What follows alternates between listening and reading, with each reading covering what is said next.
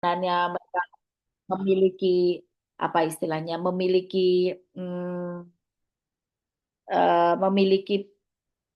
daya bayar ya, memiliki potensi untuk membayar lebih, malah justru itu yang diberikan bantuan. Nah, itu yang sebenarnya menjadi PR kita bersama Pak untuk Indonesia. Nah, kalau ini terus-terusan seperti ini, maka jangan salahkan kalau konsumen terutama yang dari negara lain tidak percaya dengan sertifikat halal kita. Nah, karena prosedurnya saja tidak bisa tidak distandarkan ya. Misalnya tadi perlu pengujian dengan analisis di laboratorium, tapi karena ini mahal, wes nggak usah, biar kita lepas saja, kita kasih standar halal. Bagaimana kita mau dipercaya gitu. Nah, jadi semua ini PR kita bersama, Pak. Bagaimana kita membuat produk halal di Indonesia itu dipercaya dengan apa namanya, dengan data yang tertelusur, namun PU dengan segala levelnya tadi itu tepat gitu ya, sasarannya tepat. Kalau kita pemerintah mau memberikan bantuan ya tepat, pemerintah mau memberikan cas 100% ya tepat begitu. Ya, itu sudah kita bahas beberapa tahun yang lalu, tetapi sampai sekarang mungkin sedang sedang dalam pembahasan. Entah sampai kapan ya, Pak ya. Boleh nanya satu lagi nggak, Bu? Iya, boleh Pak. Eh, untuk pengujian laboratorium itu, yang apa? Apakah setiap bahan yang diragukan itu harus dicek laboratorium atau cukup produknya aja, produk yang sudah jadi? Jadi bisa meminimal biaya pengujian, Bu. Ya, kembali lagi Pak, kita bahas yang pertama tadi. Kalau sumbernya atau bahannya itu tertelusur sudah, entah itu misalnya sumbernya itu beli dari apa vendor atau mitranya, terus di situ sudah ada sertifikat halalnya, kita bisa stop di situ. Atau misalnya bahannya tadi ternyata dari tadi ya, kita telusuri dokumennya lengkap, ya kita stop di situ. Tetapi kalau masih ada keraguan-raguan, meskipun itu bahan dasarnya, harusnya ya tetap diuji. Kalau tidak ada dokumen, tidak ada informasi lain yang menguatkan, harusnya tetap diuji. Begitu, Pak. Ya. Tapi balik lagi ya, Bapak Ibu sebagai auditor itu uh, seperti pekerjaannya hakim atau jaksa. Ya. Jadi apa namanya? Justifikasinya, expert justification-nya itu yang dipakai sebagai dasar. Satu kali Bapak mengatakan bahwa, oh ini nggak apa-apa, lolos. Tapi ternyata itu subhat, ya Bapak sedang ada kaki satunya itu di neraka, satunya itu di surga. Begitulah ya. Jadi kita memang perlu perlu suatu kehati-hatian, sekaligus juga perlu kebijakan gitu ya, kebijaksanaan dalam menetapkan rekomendasi. Itu Pak. Ye. Ada Pak Samburi, sepertinya resign lagi ini. Silakan Pak Samburi. Iya, izin Bu. Eh, Kami dari Kemenkes eh, sedang mengajukan untuk pelatihan ini ya, sedang mengajukan sertifikasi yang terkait dengan ini Bu. Eh, Arahnya nanti mensertifikasi alat kesehatan halal. Nah, salah satu problem yang nanti kami hadapi adalah yang kami sertifikasi itu kan rata-rata positif list ya Bu ya. Kecuali mungkin beberapa. Jadi alat kesehatan yang misalnya gini, ada alat itu hanya parsialnya Bu, misalnya selangnya saja yang kita sertifikasi, selangnya saja gitu ya. Nah, apakah ketika kita misalnya tadi ingin saya tanyakan terkait dengan laboratorium pengujian, eh, apakah kita harus punya MOU dengan laboratorium pengujian yang mampu melakukan pengujian terhadap material-material yang misalnya kami minta eh, bukti bukti kehalalannya atau bukti sertifikat COA-nya gitu. Itu yang pertama. Kemudian yang kedua, ketika kita yang kami sertifikasi itu satu alat gitu, ya, kemudian yang mereka minta sertifikasi halal itu partnya, bagian partnya. eh, apakah yang harus diuji itu keseluruhan, Bu? Dikalibrasi, misalnya alat kesehatan anestesi gitu ya. Anestesi yang dicurigai untuk dihalalkan kan biasanya di selang-selangnya yang berhubungan dengan tubuh manusia gitu. Bagaimana menurut Ibu? Pak, saya rancu. Bapak pertanyaannya ini pengujian apa kalibrasi? Bedanya begini, Pak. Kalau pengujian, Bapak menguji apakah selangnya ini semuanya bisa dikatakan aman, halal. Kalau kalibrasi, Maaf Ibu, putus-putus Bu. halo, masih putus-putus, Pak. Sudah enggak Bu? Sudah enggak? Oke, ya. Saya bertanya kembali, yang ditanyakan Pak Samburi itu pengujian apa kalibrasi? Kalau pengujian itu Bapak sedang menguji selang ini bisa dikatakan halal atau tidak. Berarti kan dari materialnya, dari prosesnya dan lain sebagainya. Kalau Hmm. kalibrasi, Bapak sedang menguji apakah selang Bapak ini sesuai kinerjanya. Tapi sebenarnya biasanya kalibrasi itu alat, Pak.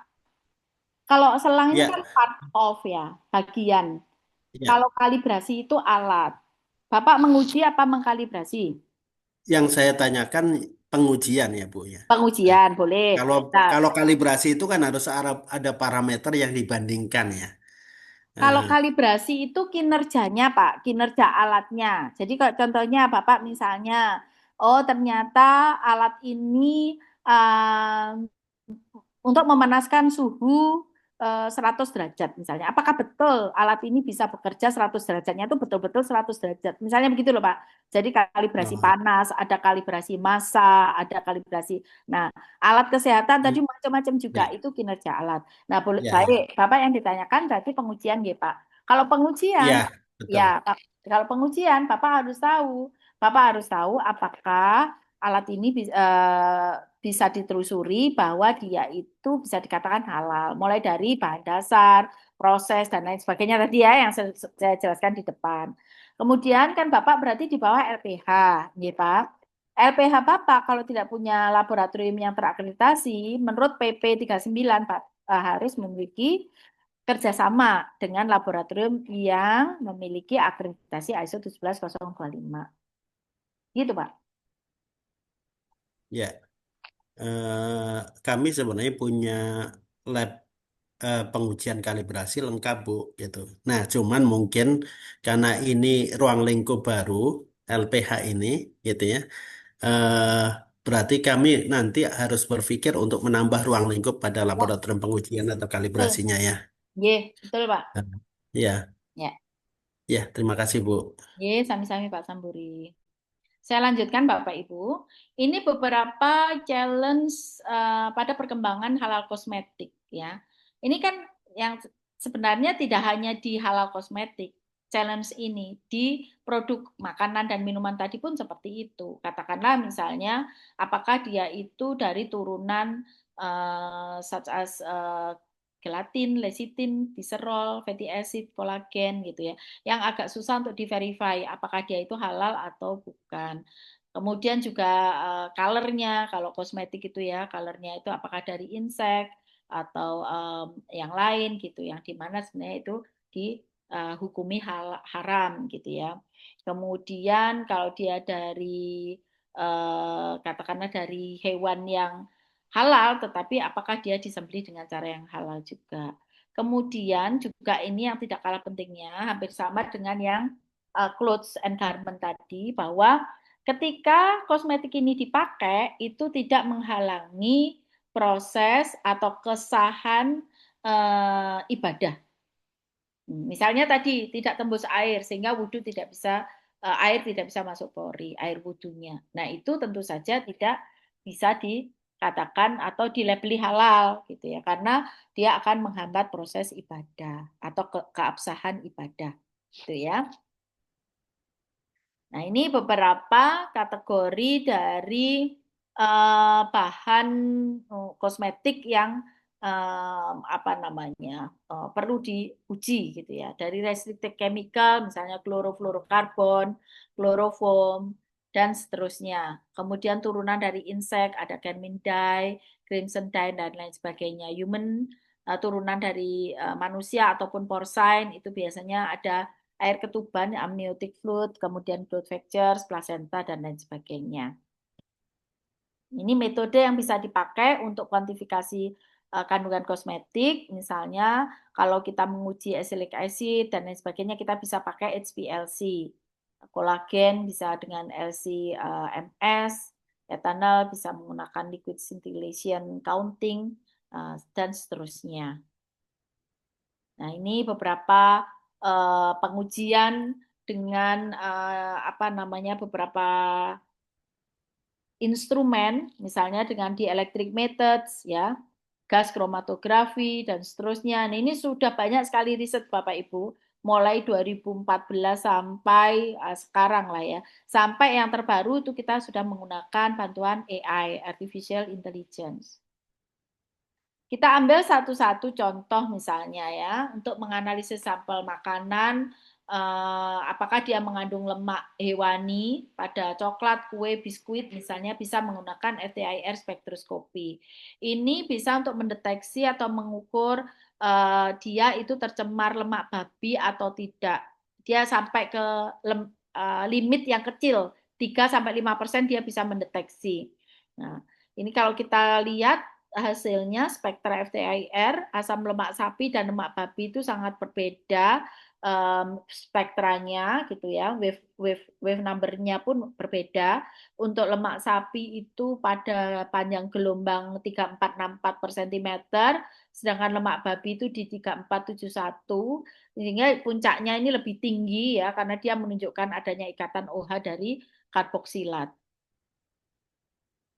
FTIR, teknik FTIR itu untuk menguji porcine, lat, pork, melamin, dan lain-lain, itu sangat banyak sekali banyak sekali variannya. Mulai dari FTIR saja, ada yang juga dikembangkan dengan chemometrics, ada yang NIR, ada MIR, ATRPLS gitu ya. Jadi yang sudah semakin tahun itu kalau kita mengikuti metode di laboratorium itu semakin berkembang.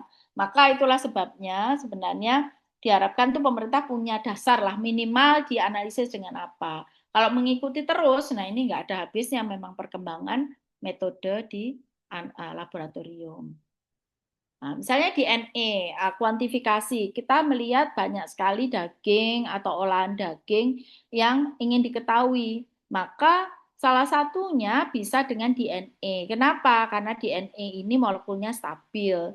Nah, bisa untuk makanan yang diperlakukan panas gitu ya, dan juga tidak dibatasi oleh masa hidup. Jadi meskipun dia ini sudah lama juga bisa DNA-nya tidak rusak. Ujinya untuk melihat DNA ini bisa menggunakan PCR. PCR ini kan banyak sekali ya. Bisa konvensional, di kami juga konvensional sudah masuk ruang lingkup gitu ya. Bisa dengan RAPD, Random Amplified Polymorphic DNA, bisa Restriction Fragment Line Polymorphism, RFLP, Real Time PCR atau qPCR. Nah, ini dua yang disarankan di kami masuk ruang lingkup, konvensional dan qPCR. Kemudian bisa juga dengan LAMP, loop mediated isothermal amplification gitu ya. Meskipun yang ditetapkan oleh BPCPH itu qPCR. Ini ada kelemahannya sebenarnya. Instrumen dan regennya itu relatif mahal. Kalau dibandingkan konvensional ya, kalau konvensional murah sekali. Nah, ini terus sampelnya juga tidak bisa digunakan untuk analisis lanjutan. Terus prosesnya juga relatif panjang, meskipun sebenarnya panjangnya juga masih masuk di dalam tadi itu di kurang dari yang ditetapkan di step assessment. Tadi di step assessment kan ada 15 working days ya, 15 working days. Nah, contohnya hasilnya seperti ini, misalnya ya, ini hasil amplikonnya. Hasil amplikonnya gitu ya, kalau ada di kurang lebih 300 base pair, yaitu sekitar 295 base pair itu fish. Kemudian kalau di 141 base pair itu eukaryotik, di 120 base pair itu bovine, di 87 base pair itu porcine. Tapi tidak selalu seperti ini, tergantung pada primernya Bapak Ibu atau kitnya. Oke, ini adalah contoh tipe PCR, mulai dari PCR RFLP, spesifik PCR, spesifik duplex PCR, multiplex real time PCR, dan seterusnya. Ini semua berkembang terus. Dan sebenarnya mereka punya tujuan yang sama untuk mengetahui adakah kontaminan kandungan DNA, misalnya hewannya babi, misalnya seperti itu. Bisa juga bukan babi sebenarnya, celeng, dan lain-lain sebagainya. Cuma dengan metode yang berbeda tentu saja waktu analisisnya beda, bahan yang digunakan berbeda, kemudian akurasi berbeda, kompetensi dari penguji juga berbeda. Maka itu akan berimplikasi ke biaya analisis. Berikutnya adalah psychochemical method dielektrik. Teknik dielektrik atau radiasi elektromagnetik itu bisa untuk membedakan daging halal dan non halal, atau bisa juga untuk melihat kandungan alkohol dalam suatu produk. Nah, ini dia akurasinya itu bisa 40% sampai 0,5%. Nah, ini sangat sesuai karena kita ada beberapa produk yang limitasinya 0,5%. Jadi kalau 0,5% terdeteksi berarti dianggap dia haram untuk kandungan alkoholnya. Kita lihat contohnya di figure 1 itu kelihatan sekali bahwa kita bisa mendeteksi konsentrasi etanol di bawah 1%, terutama dalam kisaran frekuensi 10 GHz sampai 25 GHz. Ya. Meskipun ini tadi yang kita diskusikan di depan, rentang dari berapa yang diperbolehkan konsentrasi etanolnya di beberapa negara Islam itu tidak sama. Meskipun sebenarnya kalau produksi minuman yang memabukkan yang dianggap tidak halal, khamr gitu ya, berapapun ya itu dianggap tidak halal. Tetapi yang kita bicarakan adalah misalnya kadar alkohol atau etanol yang ada di produk misalnya fermentasi gitu ya dan lain sebagainya. Berikutnya adalah identification of authenticity product by INOS. Tadi kita bicara di depan tentang INOS, electric nose. Prinsip kerjanya INOS itu sebenarnya kayak hidung. Jadi kita mencontoh hidung, tetapi kan hidung manusia itu tidak standar ya, subjektif. Kita bilang, ada yang bilang oh sudah bau, ada yang bilang belum bau. Ini harum, dia bilang tidak harum, sangat subjektif. Maka kita standarisasi menjadi suatu electric nose. Electric nose itu dia kelebihannya cepat, akurat, sampelnya juga sedikit, ramah lingkungan, dan proses sampel preparasinya itu lebih sederhana kalau dibandingkan dengan alat yang lebih canggih lainnya. Nah, biasanya INUS itu dikombin dengan MS atau apa namanya pada GCMS untuk mendeteksi daging atau aroma profiling. Ya. Juga bisa dengan prinsipal component analysis dengan PCA. Itu untuk mendeteksi keberadaan kontaminan daging di dalam suatu produk atau fresh meat. Ini adalah beberapa analisis menggunakan GC, sama dengan equipment atau alat yang lain tadi. GC itu ada yang dengan menggunakan MSHS, ada yang TOF, ada yang FID. Kalau di kami itu GCMS-nya ada, GCMS-MS ada, GCFID-nya ada gitu ya. Di kami memang ada beberapa perkembangan dari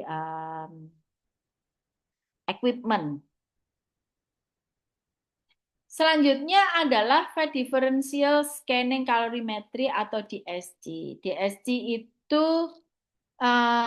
digunakan untuk menganalisis minyak atau lemak sebagai kontrol kualitas, atau misalnya kita pengen tahu apa kandungan lemak dalam satu produk tersebut. Ya, kita lihat DSC crystallization thermogram, misalnya kelihatan sekali perbedaannya peak age-nya dari misalnya meat for meat ya, atau dari yang lain. Kita bandingkan misalnya dari genuine lard, dari chemically randomized lard, beef tallow, mutton tallow, chicken fat, semuanya menghasilkan termogram yang berbeda-beda. Ya, kita lihat. Jadi kita bisa menetapkan apakah di dalam produk itu mengandung lemak dari apa. Itu kita bisa tetapkan. Ini deteksi dari makanan atau minuman ya yang bisa menggunakan DSG. Ya, misalnya ini macam-macam dari sampel makanan sampai produk tempe goreng gitu ya, tempe goreng dan lain-lain itu digoreng pakai lemak apa itu bisa diketahui dengan menggunakan DSG. Itu tadi makanan ya. Kita coba ke kulit. Kulit itu bisa dianalisa dengan menggunakan SEM dan FTIR. SEM kita bisa melihat dengan melihat permukaannya, dengan menganalisis permukaannya. Ya. Biasanya kulit babi itu kelihatan holes-nya itu kayak semacam segitiga, ada 3 titik, ada 2 titik begitu ya. Tapi jangan lupa Bapak Ibu, kulit sintetis itu banyak sekali sekarang yang menyerupai kulit babi, itu banyak sekali. Nah, maka kita bisa iris melintang, kita lihat, kita cek dengan SEM, kalau di situ ada hair follicles penetrate-nya, jadi kayak ada pembuluh untuk apa namanya hole untuk menancapnya apa ini bulu atau rambut. Nah, itu bisa dipastikan dia itu adalah dari animal. Nah, untuk memastikan lebih jauh lagi, maka kita bisa mengujinya menggunakan FTIR. Nah, sebelum kita cek di SEM, biasanya itu kan kita preservasi ya Bapak Ibu. Sampel itu kita preservasi. Kalau kulit itu babi, biasanya itu dia pori-porinya semakin buka pada waktu persiapan untuk diuji ke SEM. Tapi kalau imitasi artificial poliuretan misalnya, itu dia semakin mengkerut. Nah, itu gambaran penampakan fisiknya seperti itu kalau kita lihat dengan menggunakan scanning elektromikroskop. Nah, kalau kita lihat lebih dalam, uji lebih dalam menggunakan FTIR, maka kita bisa lihat kalau kita bandingkan antara sapi, kambing, dan babi, maka spektra dari kulit ini ada di panjang gelombang absorben yang berbeda. Ya. Nah, kita lihat di situ peak itu yang di bawah itu yang titik-titik. Kita lihat lagi, kalau dibaca interpretasi dari spectral region-nya, maka kita akan tahu bahwa region dari figure 6 tadi, yang A itu apa namanya,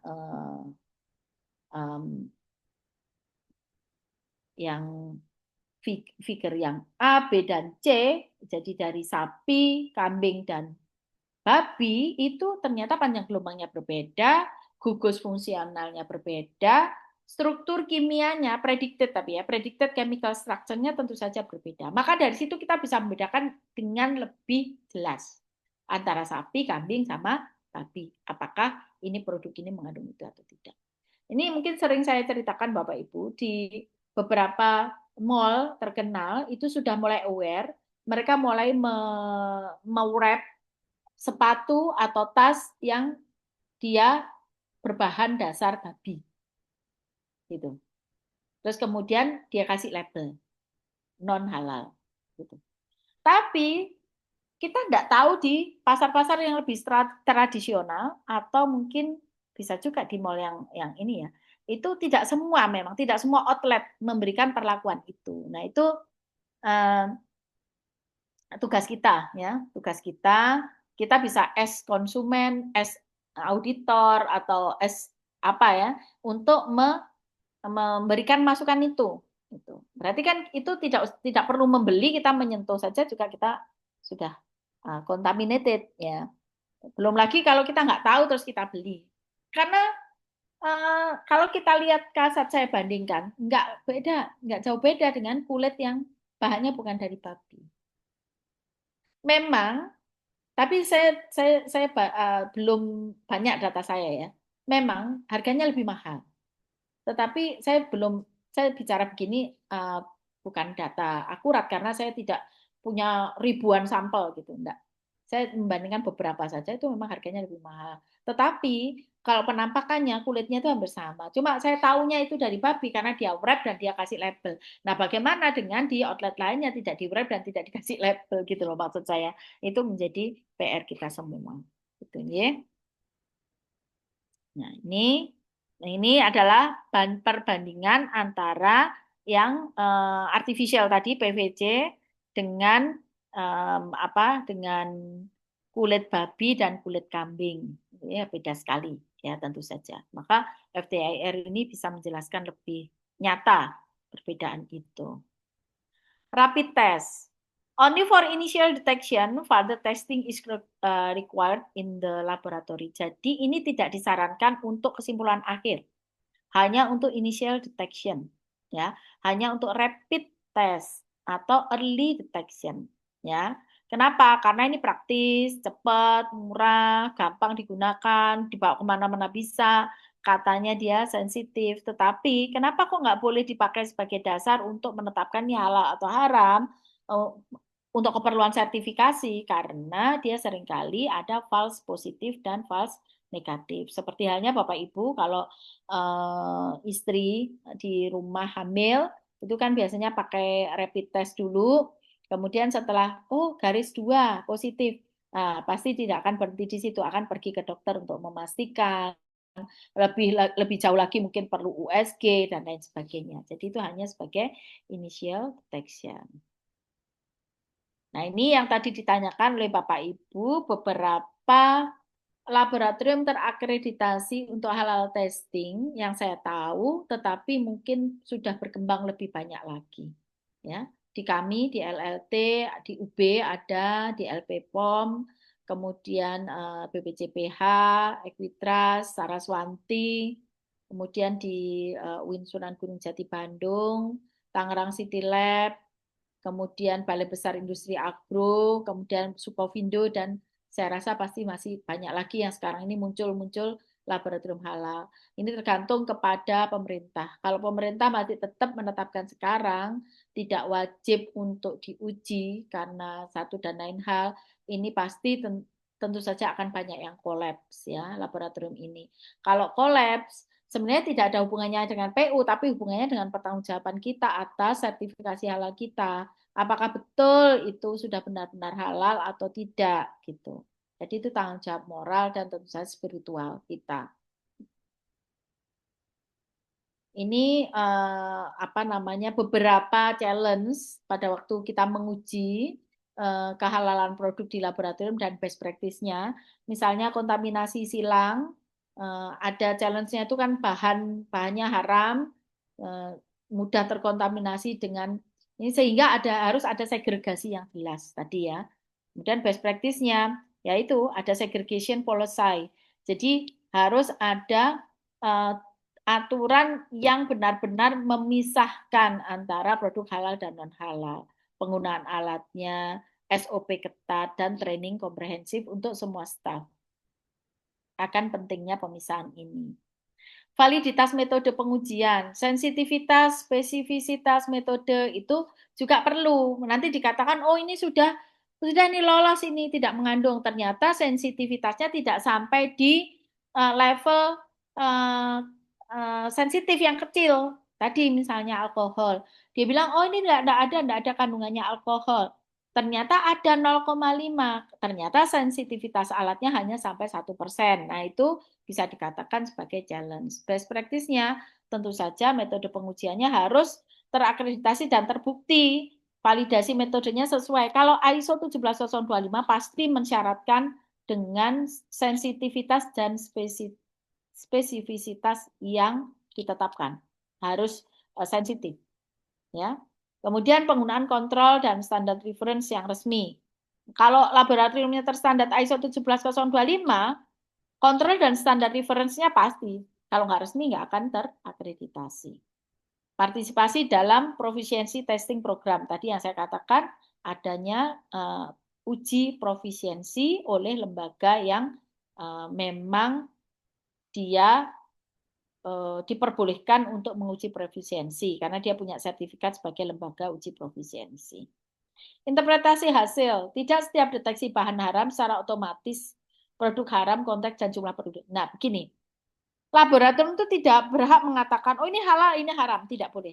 Kita hanya mengatakan datanya sekian. Ya, misalnya tadi alkoholnya ada, ya, ada 0,3 misalnya begitu. Berarti itu kan masih masuk kalau produk fermentasi itu masih masuk dalam halal. Ya. Maka itu tadi laboratorium tidak berhak untuk mengatakan dia halal atau haram. Kenapa? Karena kita tidak menguasai aturan mainnya, bukan aturan mainnya, aturan yang ditetapkan oleh standarisasi di negara tersebut.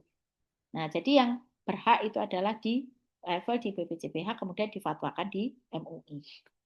Best practice-nya auditor halal harus tahu, paham, kolaborasi dengan ahli fikih dan pakar industri, dokumentasi, penerimaan atau penolakan yang jelas, komunikasi antara laboratorium dan LPH.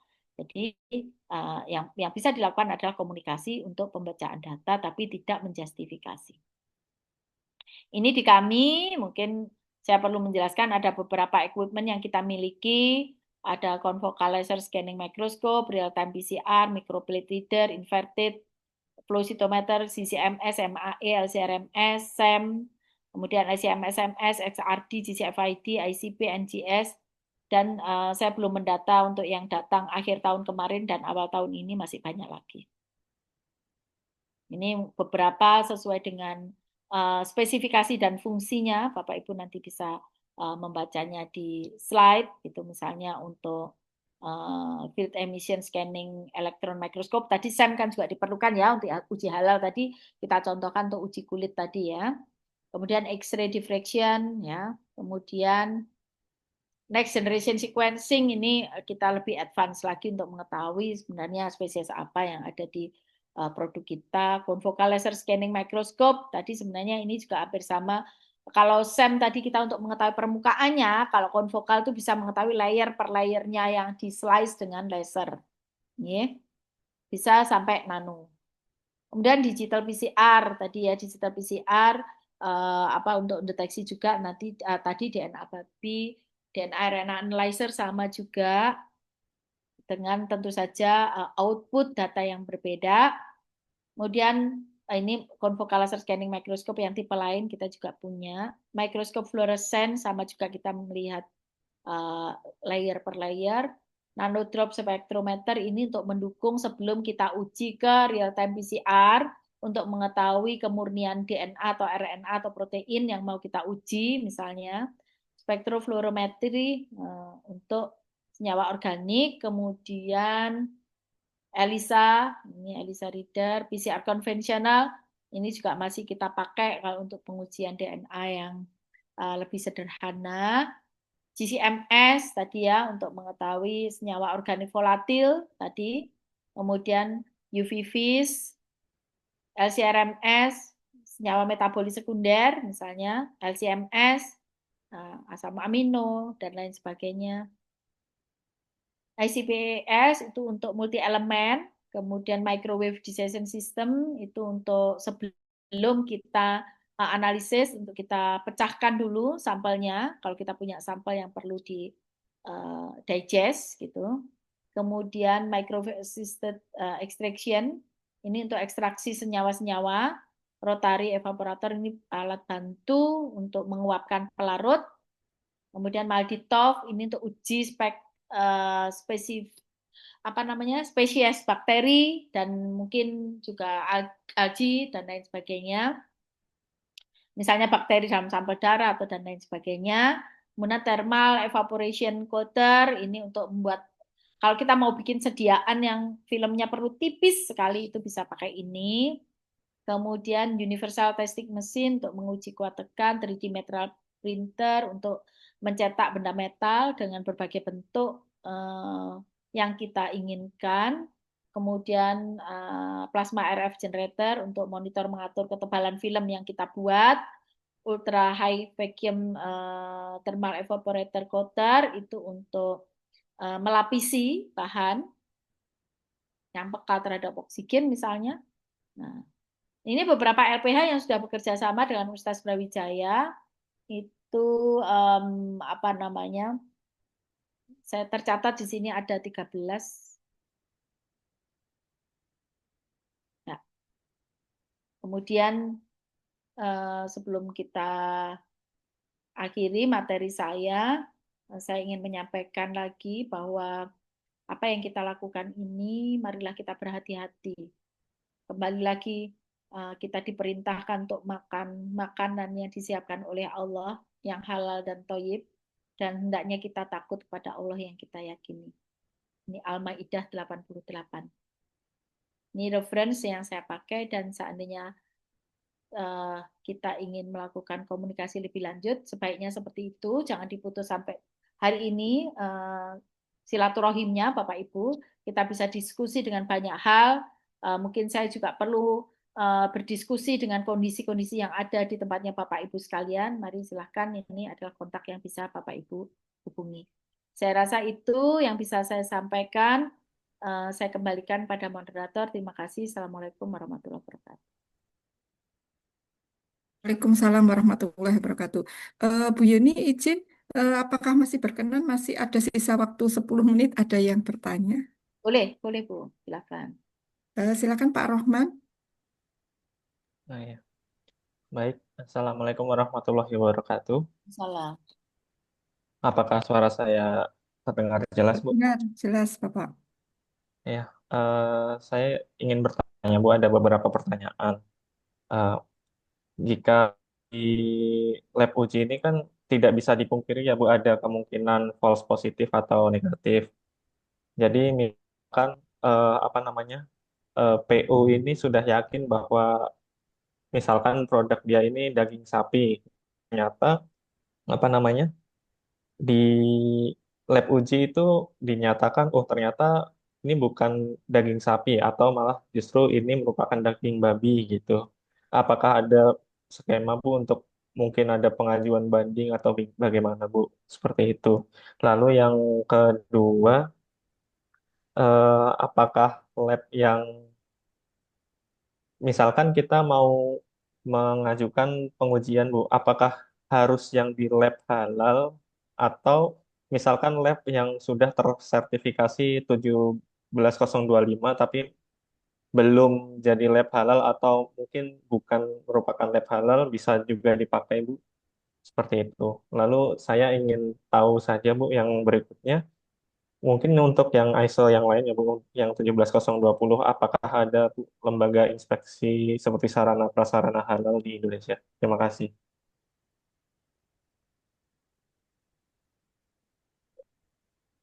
Oke, terima kasih Pak Rohman. Dari mana Pak? Saya dari Kemenkes Bu, sama dengan Bapak apa Samburi, Pak Suryansyah dan Pak Subhan dari Balai Pengamanan Alat dan Fasilitas Kesehatan Bu. Baik, Kebetulan saya juga backgroundnya biologi dan bioteknologi Bu. Jadi mungkin sedikit relate dengan apa yang Ibu sampaikan materi. terima kasih Pak Rohman. Salam kenal. Pak, laboratorium uji ada false positif dan negatif. Kalau ada false positif dan negatif, pasti dia tidak terakreditasi ISO 17025. Nah, jadi ya, akreditasi ISO 17025 itu kan tidak berhenti di awal ya Pak. Kan ada audit eksternal setiap tahun, ada audit internal. Ketika dia mengalami false positif negatif, dia akan cabut akreditasinya. Jadi, kalau dia terakreditasi ISO 17025, itu harusnya tidak ada false positif negatif. Tetapi apakah ada mekanisme banding? Ada. Jadi di dokumennya ISO 17025 banding itu boleh. Banding itu boleh. Nah, mungkin begini Pak.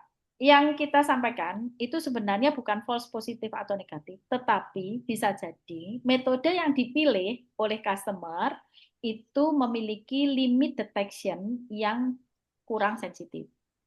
Sehingga bisa jadi misalnya diuji di laboratorium A tidak mengandung, tetapi di laboratorium B mengandung. Nah, kita lihat dulu limit detection-nya sama enggak. Harusnya kalau membandingkan, itu harusnya dengan limit detection yang sama. Atau itu tadi, karena ini belum ya. Sebenarnya harapan akhirnya itu BPJPA itu menetapkan kita itu analisis ini dengan metode ini limit detection-nya sekian. Nah, itu semua harus sudah ditetapkan semuanya. Kalau sekarang mungkin masih on proses, Pak. Belum semuanya. Nah, jadi kalau ada false positif atau negatif bisa dipastikan lab itu harusnya tidak terakreditasi ISO 17025. Namun demikian mekanisme banding itu ada. Yang kedua pertanyaannya adalah pengujian apakah harus lab halal. Yang perlu dipahami, lab halal itu bukan nama loh ya Bapak Ibu. Di LLT, di UB pun namanya bukan lab halal, tetapi punya ruang lingkup pengujian halal yang terakreditasi oleh KAN di ISO 17025 2017 yang sekarang. Nanti mungkin ada perubahan lagi 2000 berapa gitu ya. Sekarang 2017. Gitu ya. Jadi apakah harus diuji di lab halal? Harus, tetapi bukan namanya ya lab halal itu. Lab harus diuji di lab yang punya ruang lingkup pengujian halal. Jadi contoh Pak, di kami itu misalnya di lab A tidak punya ruang lingkup pengujian kulit dengan misalkan katakanlah diuji dengan menggunakan FTIR gitu. Tidak punya pengujian itu. Tapi dia laboratorium yang terakreditasi ISO 17025 di lingkup yang lain. Halal juga sebenarnya, misalnya di lingkup DNA. Bapak mau mengujikan yang kulit di situ, ya enggak boleh juga. Jadi kita bicara bukan laboratoriumnya, tapi ruang lingkupnya yang terakreditasi ISO 17025. Pertanyaan ketiga, 17020, apakah ada inspeksi? Secara logika ada Pak, tetapi saya tidak bisa mengatakan secara detail in teknis karena laboratorium kami bukan dengan standar 17020. Tapi harusnya ada, harusnya ada. Nanti kita baca sama-sama untuk SNI-nya 17020 ya Pak Rohman. Baik, sudah terjawab ya Pak Rohman dengan jelas. Saya persilahkan untuk selanjutnya Pak Wildan. Baik Bu, izin bertanya Bu. Ini terkait saat audit Bu ya ke lokasi. Itu kan kemarin di form juga ada tuh perwakilan audit itu ada salah satunya PPC Bu ya, mengambil sampel karena pasti untuk mengambil sampling itu tidak mungkin dilakukan PU dan tidak mungkin juga dilakukan oleh auditor. Nah, ini apakah dari petugas pengambil sampling ini teknisnya seperti apa Bu ya? Apakah dilakukan saat audit atau dilakukan setelah audit? Itu yang pertama. Untuk yang kedua, ini kan saat proses pengujian ini kan nggak mungkin langsung jadi Bu ya. Contoh aja pengalaman saya di TPC aja itu minimal 21 hari bisa keluar sampel hasil ujinya gitu untuk uji lab daging. Nah ini tidak sinkron dengan SLA yang diberikan oleh BPJPH yaitu 14 hari Bu dari proses yang diberikan kepada LPH. Nah ini seperti apa Bu ya nanti mekanismenya? Terima kasih Bu. Terima kasih Pak Wildan. Pertanyaan pertama, audit di lokasi, mengambil sampel. Nah ini ada beberapa sampel yang memang harus diambil oleh pengambil sampel khusus. Nah ini serahkan aja ke laboratorium Pak. Jadi sebelumnya mungkin bisa berdiskusi dulu dengan laboratorium. Kalau memang sampelnya mau diuji loh ya ini, arahnya ke pengujian. Maka koordinasi dulu dengan laboratorium. Karena begini, ketika sampel itu diambil oleh misalnya PU atau auditor, belum tentu dengan kondisi yang dipersyaratkan sesuai. Misalnya harusnya sampelnya itu disimpan di minus 20 degree misalnya seperti itu. Itu harus benar. Kalau enggak nanti hasil analisanya beda. Maka yang saya sarankan adalah komunikasi dulu dengan lab. Komunikasi dengan lab, bagaimana ini kita mau mengambil sampel, sampelnya jenis apa, maka itu bisa dilakukan sendiri oleh auditor atau harus dari lab. Itu tadi kondisi, ya masih misalnya minus misalnya. Yang kedua adalah jumlah sampelnya misalnya. Jumlah sampelnya harus berapa miligram, berapa mililiter, mau diduplo atau triplo misalnya begitu. Jadi butuhnya berapa. Nah, kemudian kalau misalnya apa namanya preservasinya apa? Misalnya harus disimpan di alkohol, harus di nah itu semua yang tidak perlu Bapak Ibu memikirkannya sendiri, boleh diskusikan dengan laboratorium. Sangat tergantung pada jenis sampel. Pertanyaan kedua, pengujian tidak bisa langsung jadi. Iya, pengujian tidak bisa langsung jadi. Pertanyaan saya 21 hari ini uji apa Pak ini Pak? Nguji TPC sama cemaran mikrobia dulu Oh, waktu di lab Bandung, waktunya paling cepat tuh 21 hari. oke. Ya, memang pengujian itu kan depend ya, sangat tergantung kepada jenis yang diuji. Kalau di kami, hampir semua pengujian kami itu maksimal 9 hari. Tetapi balik lagi ya, kadang pengujian itu mungkin perlu pengulangan dan lain sebagainya, kita nggak pernah tahu yang terjadi di lapangan. Kalau yang seperti ini, padahal sebenarnya Bapak di persyaratannya dalam 14 hari, berarti di awal itu diberikan, kan di awal sudah diberikan info sama labnya Pak ya. Oh ini nanti butuh 21 hari misalnya begitu. Maka diberikan penjelasan ini di apa namanya? Di klausulnya bahwa kalau dilakukan pengujian maka diperlukan waktu sekian lama ini. Sehingga mungkin kalau akan banyak yang mengusulkan seperti itu, klausul 15 hari atau 14 hari itu bisa ditinjau ulang. Tapi sebenarnya kok 21 hari ya TPC ya. TPC itu kan life cycle-nya memangnya berapa? Masa sampai 21 hari? Biasanya life cycle-nya antara 4 sampai 7 hari. Nah itu ya depend tergantung pada lab-nya. Nanti bisa, kalau seperti ini nanti kalau di luar kendali ya bisa disampaikan di klausul. Begitu Pak Wildan. Mungkin karena waktu yang sudah menunjukkan hampir pukul 10 kurang 2 menit. Bu Yuni, apakah berkenan jika pertanyaan yang ada di kolom chat saya kolek untuk direspon tidak langsung nanti dijawab di file Word gitu ya Ibu? Boleh Bu Dewi. Alhamdulillah. Baik Bapak Ibu, sangat luar biasa ya pertemuan kita hari ini. Banyak sekali diskusi yang dilakukan. Untuk selanjutnya menuju materi berikutnya, mohon untuk berkenan Bu Yuni memberikan closing statement-nya. Singkat saja Ibu. Ya. Terima kasih Bapak Ibu, semoga yang kita diskusikan hari ini membawa manfaat. Kemudian tidak lupa saya sampaikan bahwa kita bisa berkomunikasi lanjutan Pak. Untuk apapun kita bisa diskusi terkait dengan laboratorium pengujian halal. Terima kasih untuk Halal Institute. Semoga berkah apa yang kita lakukan. Mohon maaf segala kekurangan. Terima kasih atas kesempatannya dan saya mohon izin untuk leave. Assalamualaikum warahmatullahi wabarakatuh. Waalaikumsalam.